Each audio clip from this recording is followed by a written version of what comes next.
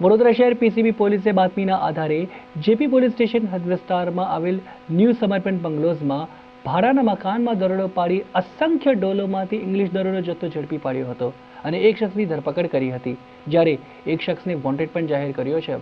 વડોદરા શહેર પીસીબીના સ્ટાફને બાતમી મળી હતી કે શહેરના જેપી પોલીસ સ્ટેશન હદ વિસ્તારમાં આવેલ ન્યૂ સમર્પણ બંગલોઝમાં ભાડાના મકાનમાં દારૂનું વેચાણ થઈ રહ્યું છે, જેના આધારે પીસીબી સ્ટાફના માણસોએ ખાનગી વાહન લઈ જઈ બાતમીવાળી જગ્યાએ રેડ કરી હતી। બાતમીના આધારે પીસીબીની ટીમ દ્વારા તાંદલજા વિસ્તારમાં મકરંદ દેસાઈ રોડ પર આવેલ ન્યૂ સમર્પણ બંગલોઝના મકાન નંબર 3માં રેડ કરી હતી।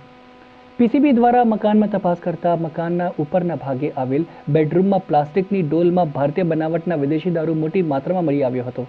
આ સ્થળે રિતેશ ઉર્ફે વિક્કો દાત્રો રાજેશભાઈ શુક્લાને ઝડપી પાડવામાં સફળતા મળી હતી, જેમાં પૂછપરછ દરમિયાન આ દારૂ આપનાર શખ્સ શંકર મોરેને વોન્ટેડ જાહેર કરવામાં આવ્યો છે।